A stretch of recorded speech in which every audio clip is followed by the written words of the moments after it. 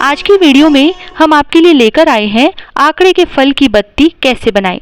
श्रावण मास में या इसके अलावा कभी भी किसी भी सोमवार पर या शिवरात्रि पर या मासिक शिवरात्रि पर या कार्तिक मास में आंकड़े की बत्ती का शिवजी को दीपदान करना बहुत ही विशेष फलदायी माना जाता है। आंकड़े की बत्ती आंकड़े के फल से निकली हुई रुई से बनाई जाती है, जिसे सामान्य तौर पर हम आंकड़े की बत्ती बोलते हैं।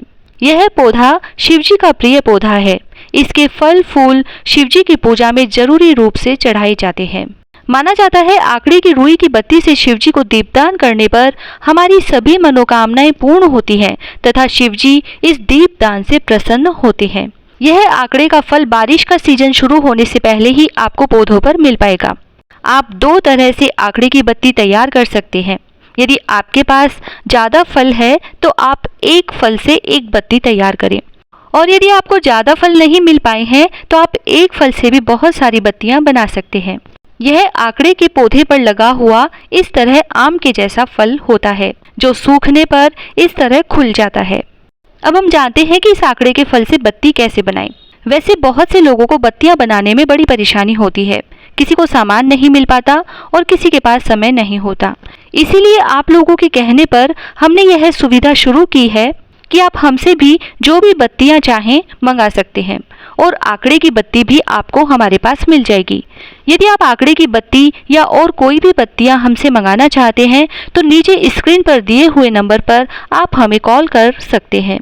अब देखते हैं कि आंकड़े की बत्ती कैसे बनाएं। आंकड़े का फल जब सूख जाता है तो इस तरह से खुल जाता है, तो आप इसके बीजों को इस तरह से निकालें।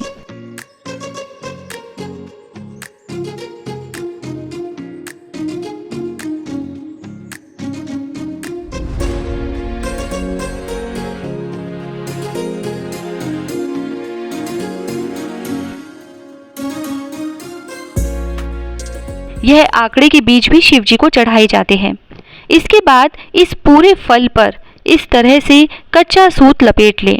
यह सूत बहुत ही सावधानी से लपेटें, क्योंकि आंकड़े की यह रुई बहुत ही हल्की होती है और हवा में उड़ती रहती है, तो इसको लपेटते समय आपको बहुत ही सावधानी रखनी पड़ेगी। लेकिन यह बत्ती इस तरह से बहुत ही आसानी से तैयार हो जाएगी।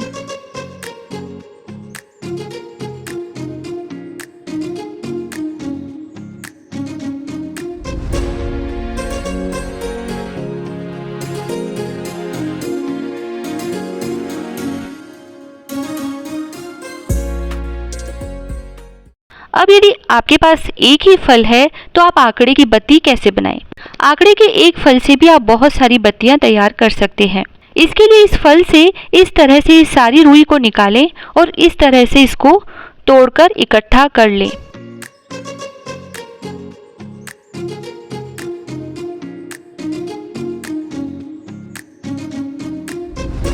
और फिर इस रुई की लंबी बत्तियां तैयार कर लें। इस तरह से बत्तियां बनाने से आपके पास एक ही फल से बहुत सारी बत्तियां बन जाएगी।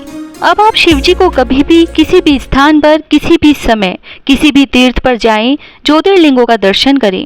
इन बत्तियों से शिवजी को दीपदान कर सकते हैं। आपको हमारी यह जानकारी कैसी लगी हमें जरूर बताएं। जय श्री राधे।